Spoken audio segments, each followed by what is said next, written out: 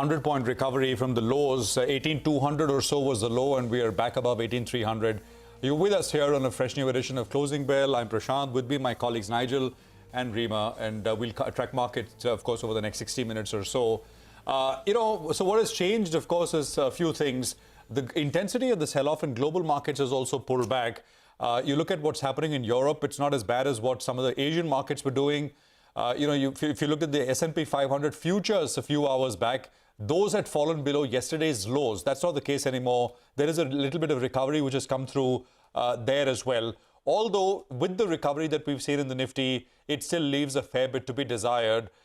We are back above the lows that we saw in yesterday's session, but by about 50 or 60 points. You need to put more distance between those levels, and there is still a full 60 minutes to go for close.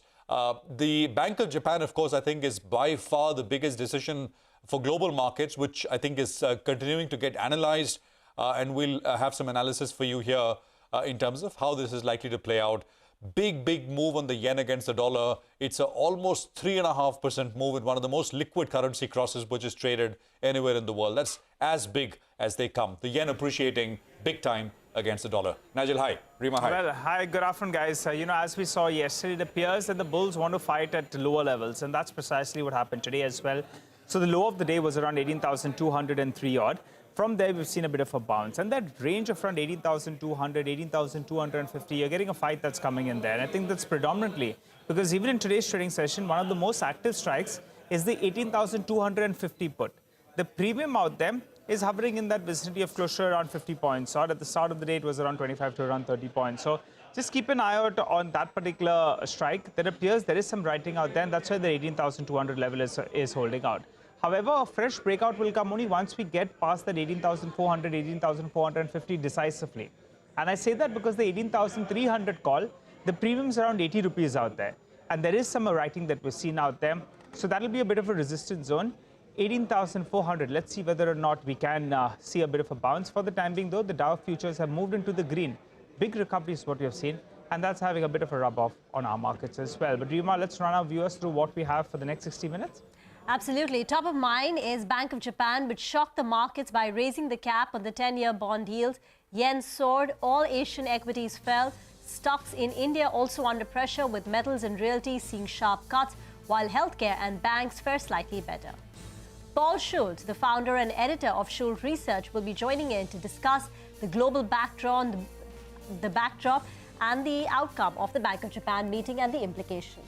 We'll track the market technicals with Jay Bala of cashthechaos.com. And finally, we'll talk all things stocks with our alpha manager for the day, Amit Gupta of ICICI Securities. All right, how should you position yourself in the last 60 minutes? Trade-wise, Mitesh is back with us. Mitesh, the price action so far, I mean, from the lows, it's pretty encouraging move.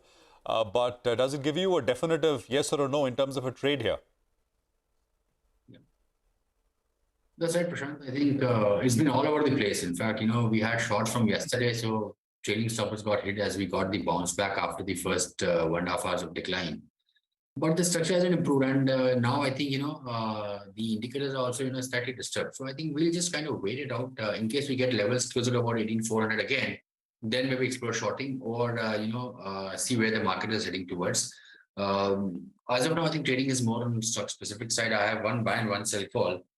Canfin Home is something, which is trying to reverse on the upside. So that's a buy with a stop at about 535 for targets of 565.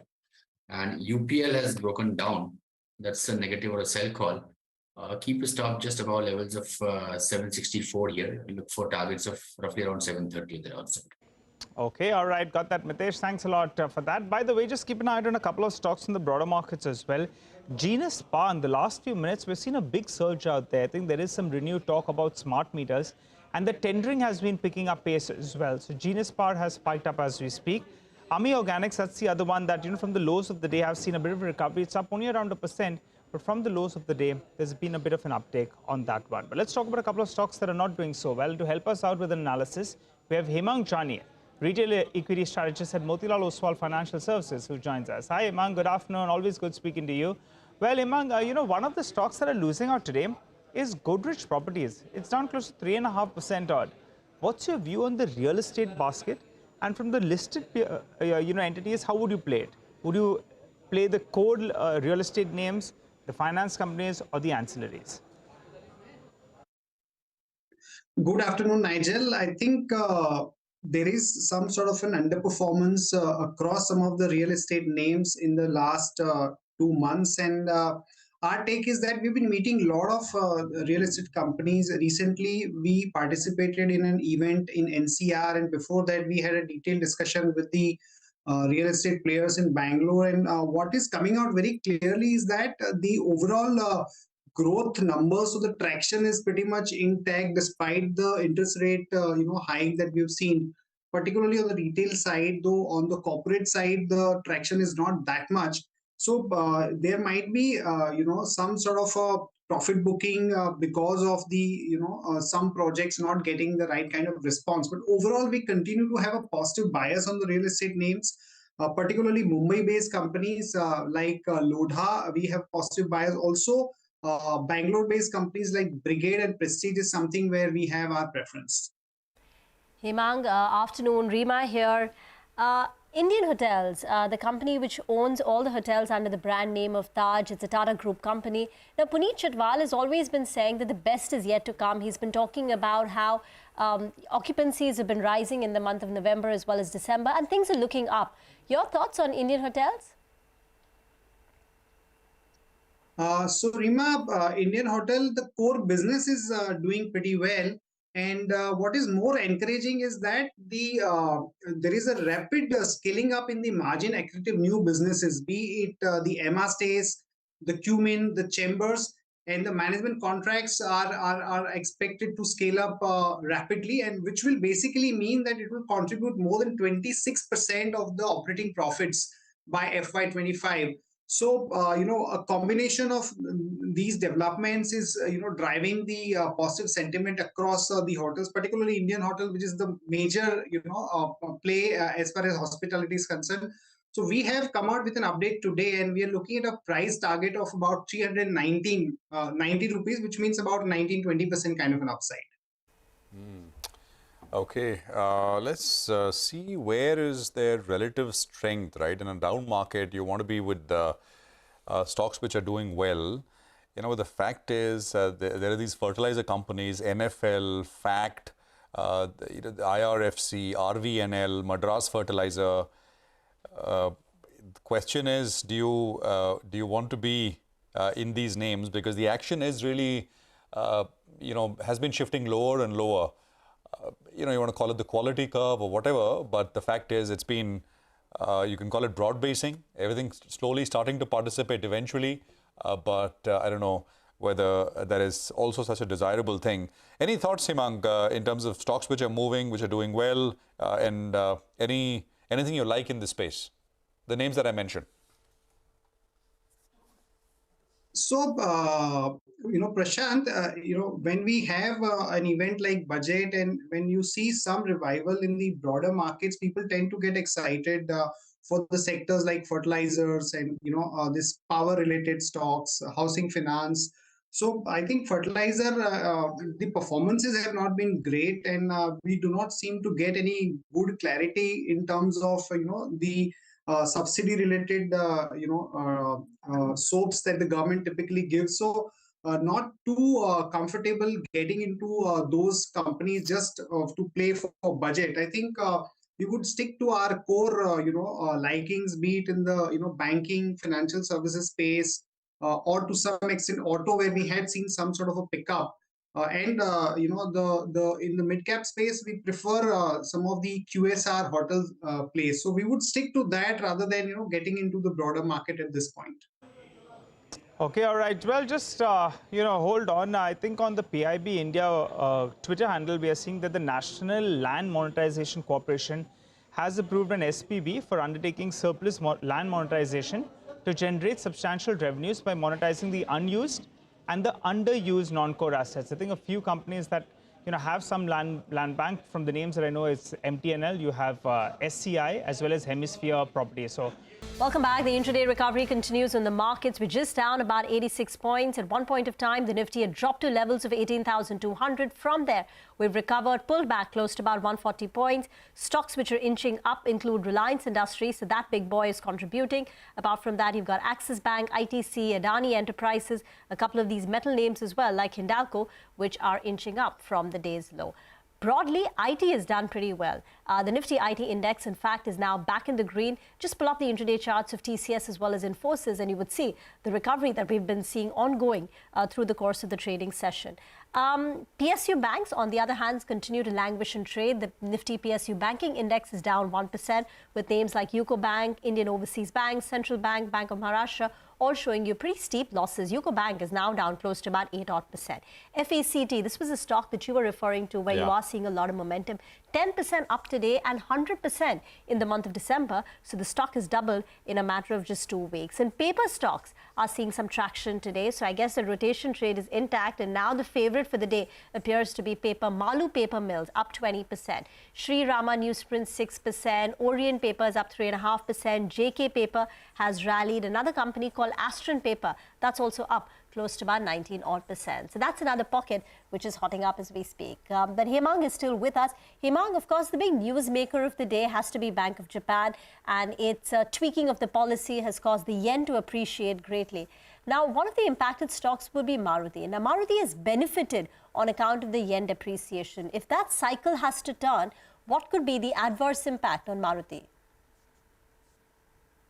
So our take is that the total remittance by Maruti is in the range of about 2.5 to 3% of the top line. Plus, there is a certain degree of import which they do. So it's very difficult to gauge the exact impact because you don't know how long this yen dollar parity is going to play out. But we see this definitely as an incremental negative for Maruti, and you might see a little bit of underperformance come through. So we would really wait for some sort of a correction there. But overall, our view on the Maruti, particularly passenger vehicle, continues to be positive. And we think that, notwithstanding this development, the overall growth story with some degree of margin improvement, that remains intact.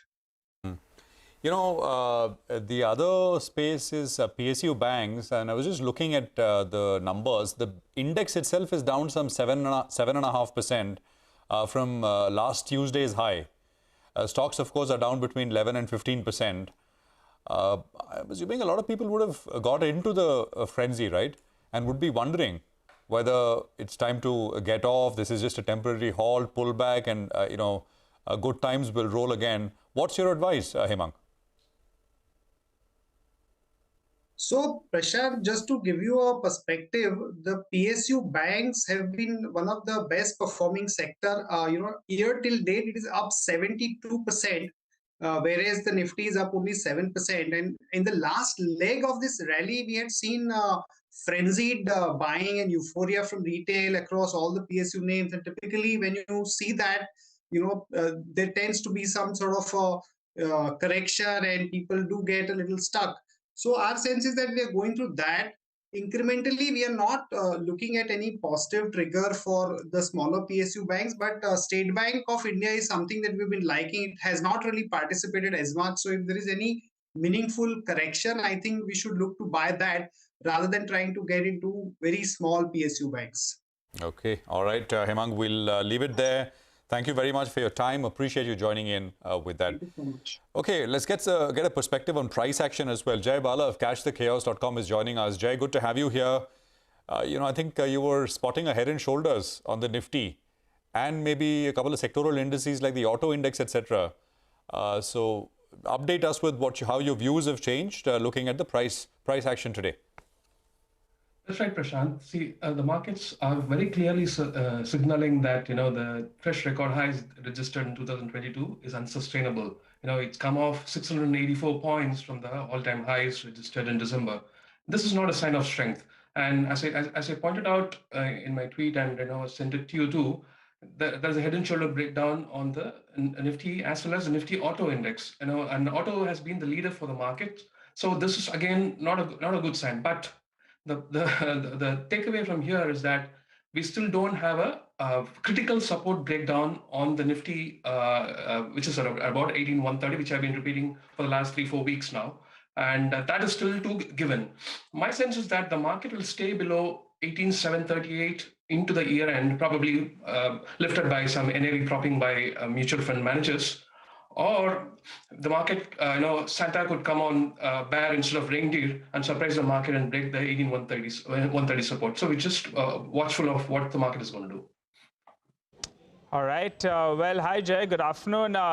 Let's talk about a couple of stocks then, Jay. Before we get back to the indices, I believe you're positive on Havells, but you're not too positive on Indian hotels. You believe it's showing signs of tiring out. That's right, Nigel. Havells, given the move from 2021 highs, it still looks choppy and a bullish consolidation. So I'm being a little bit conservative here. I think the recent low of 1139 for the stock will hold, and it's possibly heading to fresh record highs, but I'm taking it a bit more conservative. I'm taking it as a price move towards 1300 as a corrective price action, given that my overall view on the market is slightly negative. So I'm being a little bit conservative. It could even push to 1500. When it comes to Indian hotels, like you correctly pointed out, the momentum has completely faded off there, and it looked like it's clocking a double top there. So I think it's heading somewhere close to 269. Probably, I'm slightly preempting it, but if a stop about 340 itself is ideal, but I'm being a bit more conservative here, keeping a stop at 349, expecting 269 to get achieved in probably 2 to 4 weeks time frame. Auto has been one of the stronger pockets this year. It's rallied close to about 18%, particularly in the second half of the year. Your thoughts on the index? What are the charts telling you? Are we talking about IT, Rima? Auto, the Nifty Auto Index. Okay, see the auto index, the critical support is about 12,600 to 400. But as I mentioned earlier itself, it's already breaking below, a head and shoulder pattern. But since it's been strong for the whole year, now I want to see a lower low clocked on the auto index. That comes somewhere about below 12,600 and 12,400 if you want to be conservative. So let the index go below that. And two-wheelers, specifically Tata TVS Motors is actually quite strong on a relative basis, but even that's starting to cave in. But Tata Motors is one of the weakest, and Maruti of late has started to weaken a lot. So there are pressure building in that space. So be very careful over there. The big move from a global macro point of view is the yen, right? And we'll have more on that with a sort of global guest in a bit. But big 3.5% move on the yen. Have you thought about what this means? What are spillovers? What are we likely to see going forward?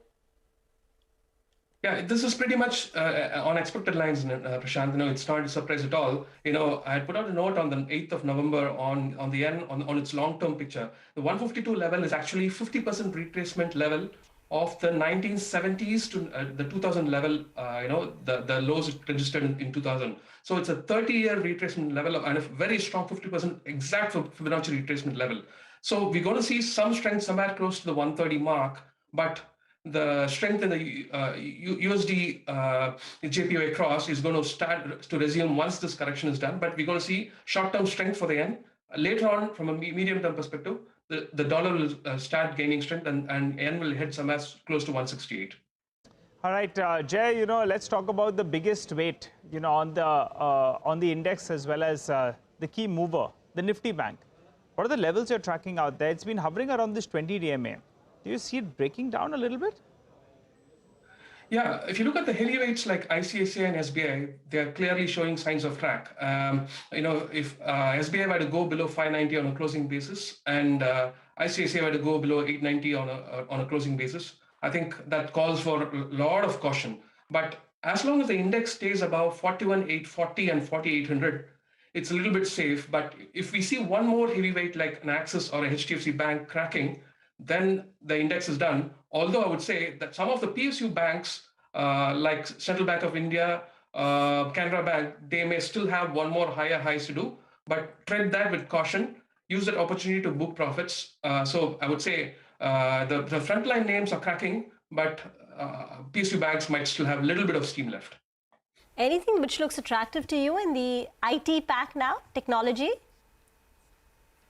See, IT index, I've been bullish on a short-term basis. I've been treating the rally from September as a short-term bullish trend. And 2 weeks ago, I had warned people to book profits on the bullish names that I have been mentioning for the last couple of months. And a persistent, I've been liking it the most.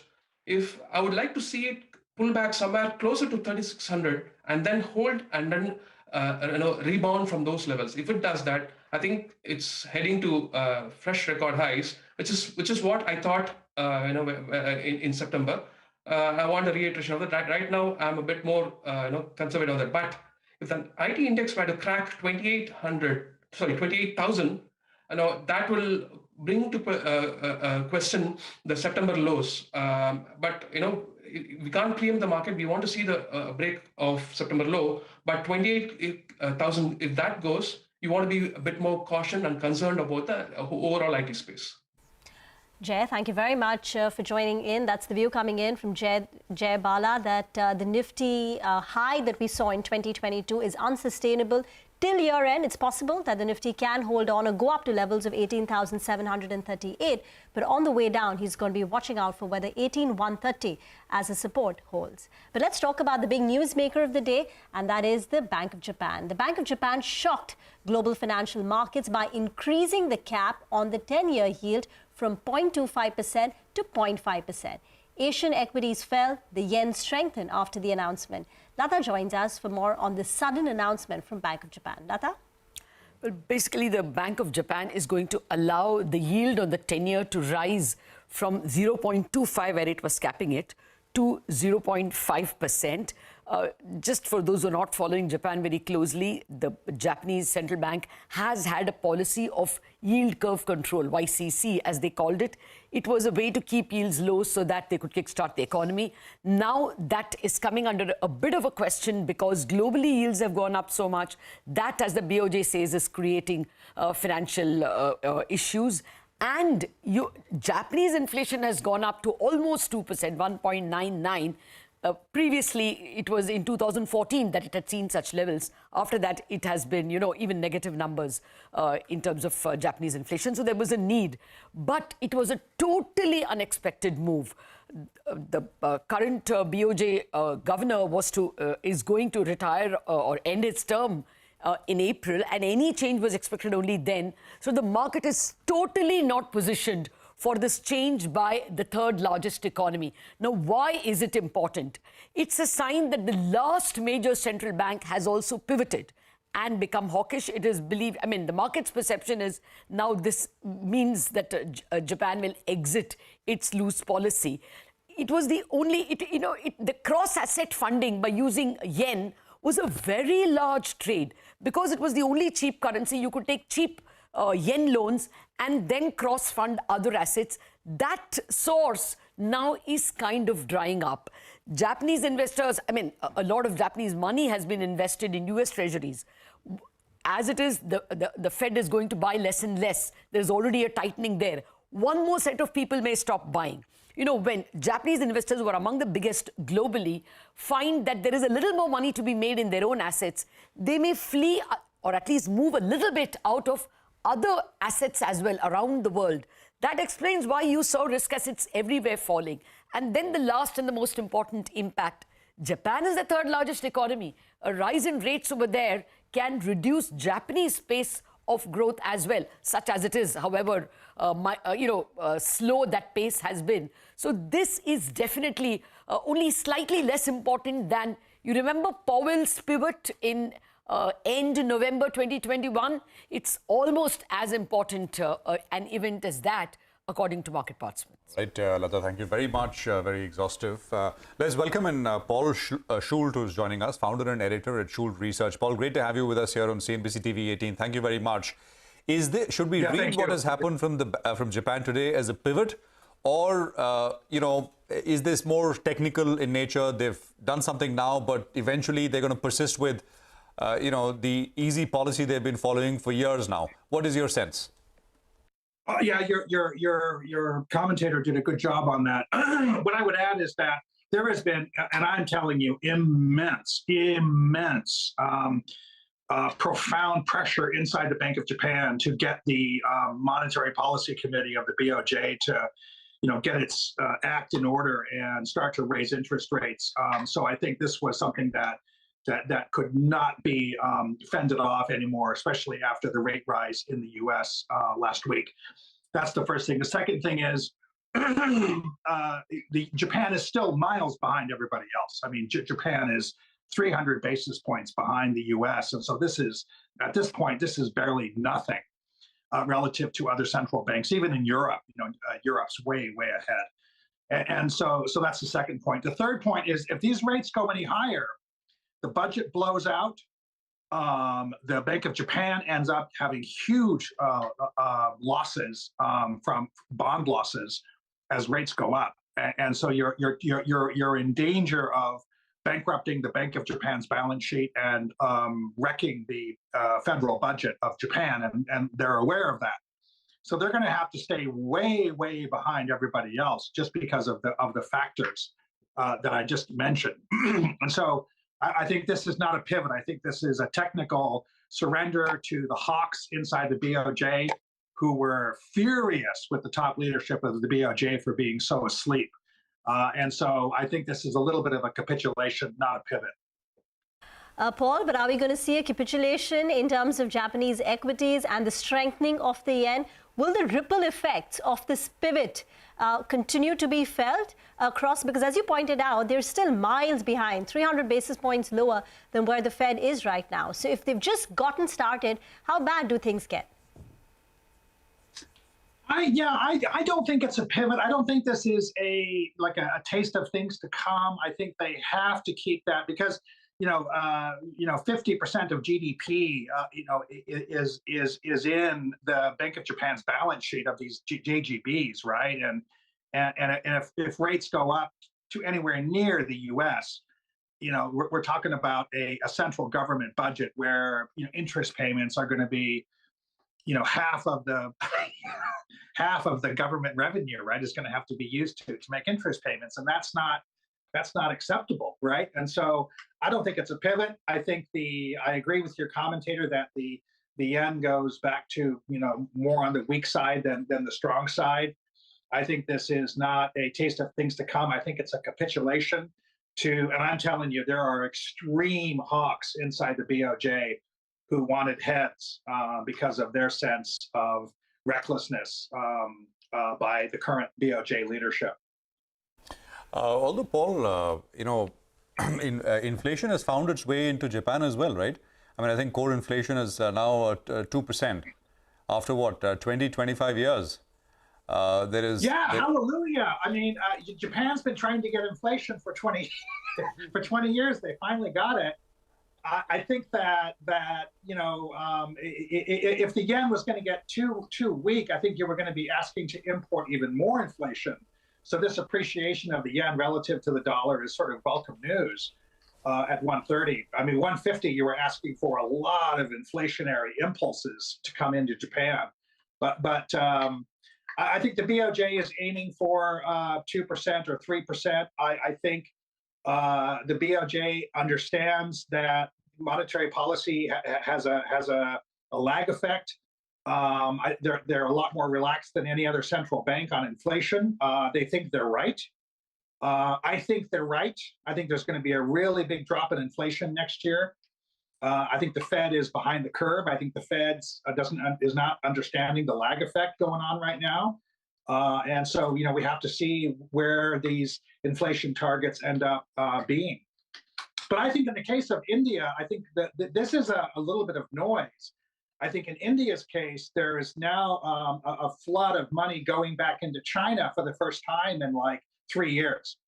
And so I think that the pressure that the Indian equity market feels right now is money that's moving back into China for the first time in like 36 months. And so I think that's the big story, is how well China is going to respond and recover from completely doing a 180. I mean, talk about a pivot.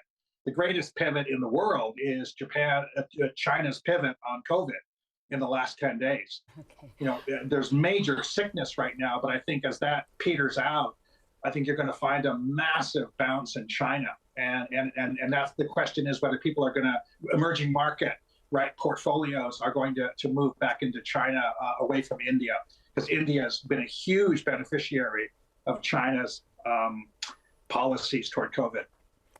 Well, that's the pivot to pay attention to. Yeah, I think the legacy of 2022 to the world literature will be the word pivot, isn't it? Oh, well, okay, now just to come back to the Japanese action, do you see this going up further? Will there be one more hawkish action or a few more hawkish actions by the BOJ? And notwithstanding that, right now, this step itself, will it have more ramifications around the world? I think a little bit more ripples around the world. I loved your commentary before. I think it's right on the mark. I think maybe a little bit more, but I don't see anything much more before he leaves in the spring. I think this is a capitulation event. I think everyone knows that if you keep on raising, rates above 1.5, you're going to get into a really big problem of bond losses on the Bank of Japan's balance sheet, which other central banks are experiencing, plus the revenue problems in the funding problem in the budget at the federal level is very problematic if rates go up too much. And then by the spring, I think we're going to see lower inflation all over the world. So maybe they'll get off the hook a little bit. Okay, so this is one and done, you think, from Japan? Probably another 25 or something like that. But I think that's it. Okay, can you just round up everything you said from an Indian point of view? There is a global tightening of financial conditions, and there is this specific point you mentioned about funds probably preferring China over India for the moment. If you put all that together, do you think we have seen recent highs, or do you think 2023 may still bring more equity gains? I think 2023 is going to be a problem, because the basic problem here is we have a problem with funding, very high interest rates now, funding these structures all over the world, especially in the US market. There's a really big funding problem that's going to put pressure on interest rates in 2023. I think the US households are supremely underweight bonds. They're supremely overweight equities. I think there's going to be a mean reversion there.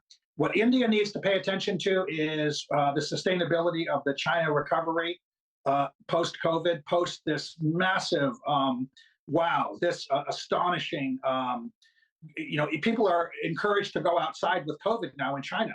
It's a complete, Wild West now in terms of China's approach.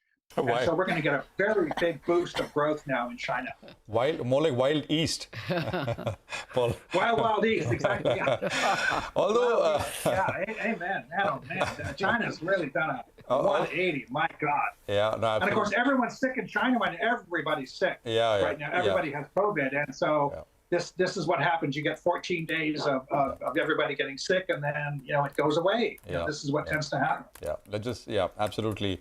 Just to wrap things up, we didn't, I think last few occasions we spoke, you were saying end of the year you tend to get some, financial market accidents. We've not got any, right? I think we've escaped that, or you think there's still time? Well, last time I was with you, I've been, I was cautious, and then I thought we were going to have an end of the year. End of the year tends to be a little bit of a rally going into December, January. I think it's one of those terrible to bad. Right, things have gone from terrible to bad, and that's when you get equity rallies. I am not that confident this is sustainable. I'm just not that confident. All right. We have funding problems ahead. Funding is everything for 2023. All right, Paul. It's a pleasure. Thank you very much. I've been wishing your family, your team, a very Merry Christmas. All the best for the festivities, and a Happy New Year. In case we don't touch base, I believe you're on a holiday. And we pulled you. I'm in Barcelona. Yes, beautiful Barcelona. All right, enjoy yourself, Paul, and thank you very much for taking out the time and being with us here on CNBC-TV18. Thank you. All right, 40 points, but look at that. The market has come back very, very sharply, and there's only 35 points in terms of a cut. 2 hours back, there was 200 points, minus 200 points, and you're just down minus 40. So the extent of the pullback is just absolutely stunning. And we are not quite at the day's high, yesterday's high, which is 18,431. But we're not that far, 18,390 or so on the Nifty right now. So slowly but surely coming back up in a very powerful way. We'll take a quick break. As always, we'll get you what to buy or sell today for a reverse trade tomorrow with a technical expert. We'll also have a... Well, this has been an astonishing pullback. Now, almost at 18,400 in the Nifty. The losses are getting slimmer and slimmer. Down 20 points now. We're on the verge of breaking into the green at the pace at which the markets are pulling back. But let's get you a few more trades as we wrap up today's trading action. Mitesh Thakkar is back with us for a few BTST calls. Mitesh? You said it right, all BTST calls, looking at the way the markets have recovered. GAIL or Gas Authority is a BTST with a stop at 97 for targets of around 100. The other one which I like is Cummins India, where I would recommend a BTST trade with a stop below levels of 1475 for targets of 1520. Okay, all right, Mitesh, thanks a lot for that. Well, let's move on then, and let's welcome Amit Gupta, fund manager of ICICI Securities PMS, who joins us on the show. Hi, Amit. Good afternoon. Thanks so much for joining in. Amit, what's the strategy right now? Valuations are a little bit lofty. Normally, as a trend, I think you'll maintain close to around maximum of 20%, 0 to 20% of cash. Have you all raised some cash in the recent past? Could you tell us what is the updated number? So exactly not actually. So what we have done in this particular move when the market has slipped. So now we are doing some kind of rebalancing, and we are buying some more stocks now wherever we believe there is more growth actually is going to come. So I think it's more stock picking market now. You are seeing certain sectors rotations here and there. But my sense is there are two broad things which were negative to us. One was the dollar, which was continuously rising. And then there was a crude oil actually, which was sticky. Now we have seen both of them actually have come down. So those two risks, have come off. And that is where I think the markets can find some, consolation here. It is possible, more consolidation possible around 18,000 levels. I think one of the reasons technically here is that the premiums, if you look at the Nifty future premiums right now, they were very steep. Generally, we have seen that whenever you see 100, 150 rupees of premiums in the markets, I think some consolidation actually definitely happens, and that is what we are seeing right now. So what was happening around 17,000, I think that may happen around 18,000 now. And this is where the declines like this, I think, is an opportunity where you can buy something in your portfolios. Can you tell us the rebalancing that you're recommending and doing to your own portfolio? What are the stocks that you are betting on, and which are the stocks that you are avoiding? So I think, if you look at the H1 financial year 23, because when the commodity prices were higher, we saw the government expenditure towards, roads and all was little lower. So the total target for financial year 23 was 5,000 kilometer of road construction. But finally, it happened till November around 2,075 kilometers. So our sense is whether when the market is moving towards financial year 23 closing, you will see more awarding of projects by NHAI, and eventually this construction activity is going to elongate till financial year 24 because your elections are there, and before that I think this activity will pick up definitely. So we are going more overboard, you can say, in the capital goods space in this particular decline. So L&T we have bought more, and I think this particular stock, if you see the last few days also, continuously the news flows are coming that they are selling the non-core assets. So they have sold, they are looking to sell IDPL, and where I think 1350 crores something, can be garnered. And also they are going forward, if you see, they are going to do this Hyderabad metro, project partial stake sale. And then they will, go with some other stake sale like Nava power plant. So ultimately what's happening in the company, which has already done some Snyder E&A kind of, non-core asset sell-off before. Eventually, this company, working capital to sales is declining. They are getting more efficient. So it was 24% working capital to sales when I look back 1 year or 1.5 years before, and now it has come down to 20%. They are targeting to reduce the debt from 40,000 crores to now 23,000 crores, and that is where these non-core asset selling is happening. So my sense is whether you look at defense, whether you look at space, whether you look at the Middle East orders, which are actually have increased, I think this company may not have too much of downside now left. It was more sticky in the last 3 years when it was more consolidating, but now the time, this is what we believe has come when the performance will start coming in. So we have added more in our portfolio, ACE equity portfolio, L&T positions. This will be, Amit, hi, good afternoon. One of the few years when Bajaj Finance, if it ends like this, will be down for the year, right? Are you adding more? What's your view here? Bajaj Finance, you own it. We own it, but we are not adding more. I think you rightly said 1 year has gone off, but some of the consumer, conglomerates, you can say, or the companies which were the top tier companies in consumer space, whether in the finance or whether in some other verticals, they have not been able to perform because very clearly consumer on a mass scale is not performing. The inflation is higher. We are seeing the rural area in distress when we look at the commentary from HUL and all. And despite the fact that the crop cultivation and harvesting is happening fine, so this Rabi crop, cultivation has also gone good, and the water reservoir levels are almost at 10-year highs. But still, the inflation is pinching, and we have not seen that across the board consumer buying is happening. It is very, very selective segments, and that is where Bajaj Finance also has gone into some consolidation. But right. I think what the management is projecting is very, very encouraging. They are saying that from the current almost 2 lakh crores of AUM book, this may be doubled by financial year 25. Their NNPAs have declined significantly to almost 0.5%. The valuations around 7.5 when we look at, so above 8,000 kind of levels are coming in the stock.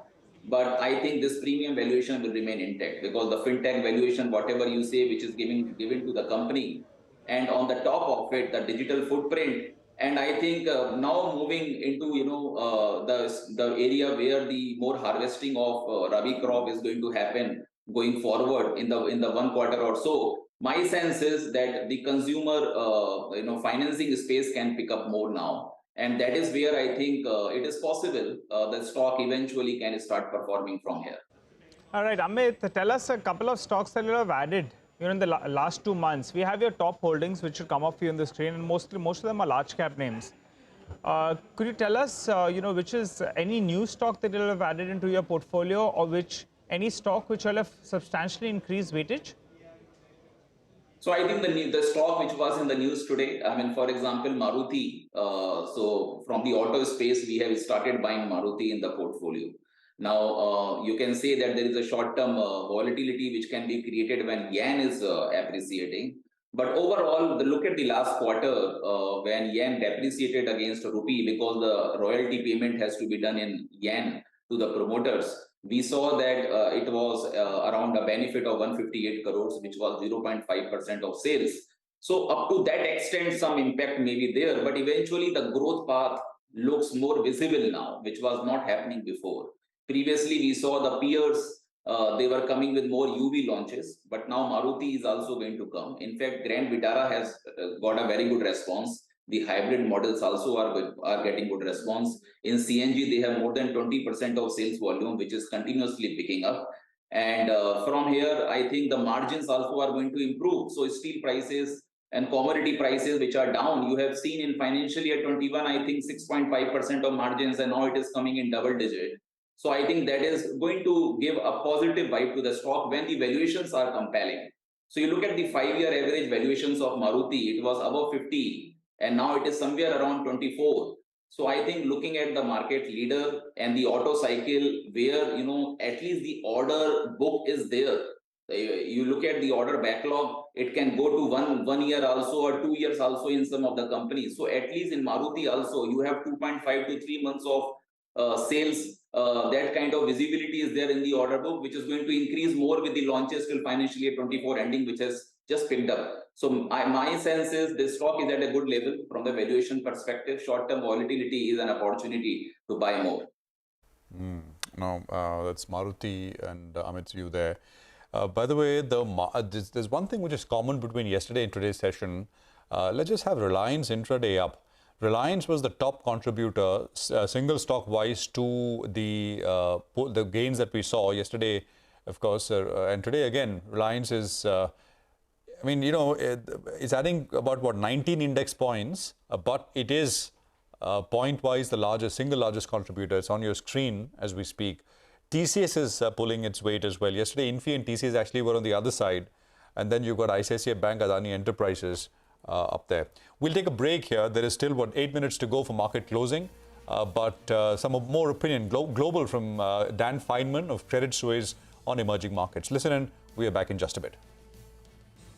I think if we have a very hard landing in the U.S., a recession as deep as the great global recession in 2008, 2009, that would be bad for Asia and emerging markets. But a slowdown of the magnitude that we're expecting for the U.S., actually, it could be pretty good for Asia. One factor is it could lead to a weaker dollar, and a weaker dollar typically is associated with good performance for emerging markets, Asia included. I think that India still has some important strengths relative to other markets in the current global environment. India has a very robust economic cycle. It's got a good structural outlook in an environment where developed markets are heading into a slowdown. India's good growth, I think, deserves to trade at something of a premium.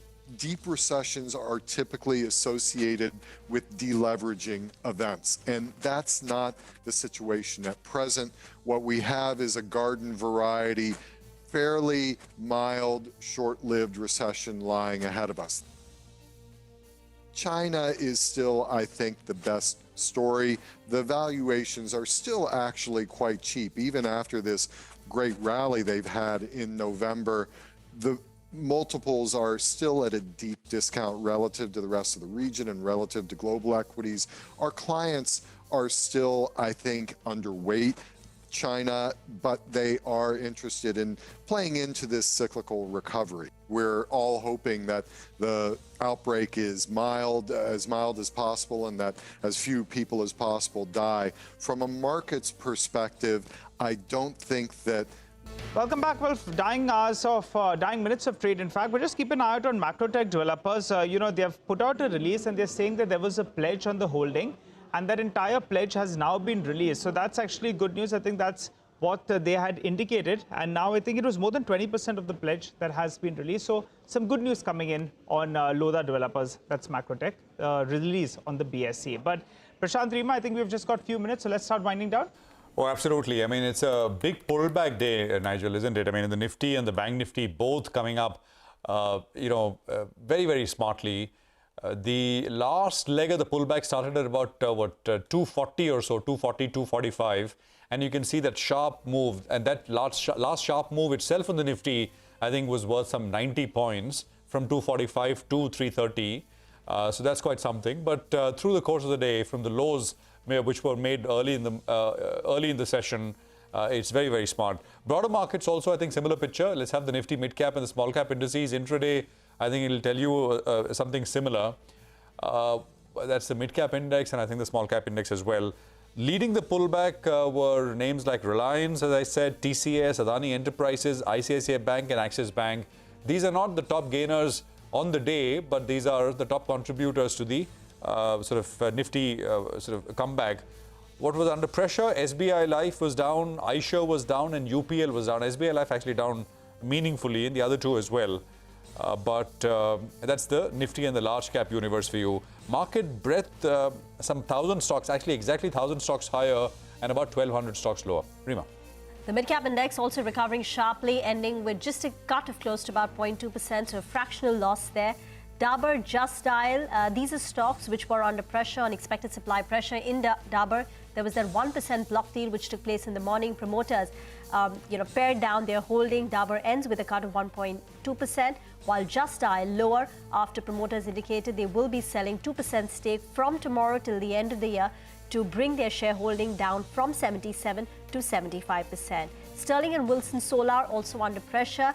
Again, there is a block expected from the promoters. The stock was down close to about 3.8%. Sugar names came in for some profit booking. Simbhaoli, Shakti Sugars ending with cuts of 10%. PSU banks like UCO Bank, IOB led the declines as the PSU banking index also came in for profit booking today. Central Bank lower by nearly 4%. On the gaining side, a couple of papers like Astron Paper, JK Paper did well. FACT, FACT, locked in an upper circuit of close to about 10%. Madras Ford giving it company. Arvind Fashions, a company that we chatted with just yesterday, that stock ending higher by 6%, pretty good volumes as well. The Nifty Bank, by the way, has gotten back into the green. Nigel? Okay. All right. Well, to wrap things up then, the Nifty ends with a mild cut of close to around 30 points. Who would have thought in the first hour of trade we were down close to around 200 points, so we've recovered substantially. The Nifty Bank, the final tick is in the green, so that outperformed in today's trading session. And the breadth of the market, not too bad. Actually, it was almost 1:1 at one point of time. You had close to around 2.5 to 3 stocks that were declining for just one stock that was advancing. But we end the day in the ratio of around 1:1. But on that note, we'll wrap up on this edition of Closing Bell. But you don't go anywhere. Well, we have Commodity Champions that comes up next.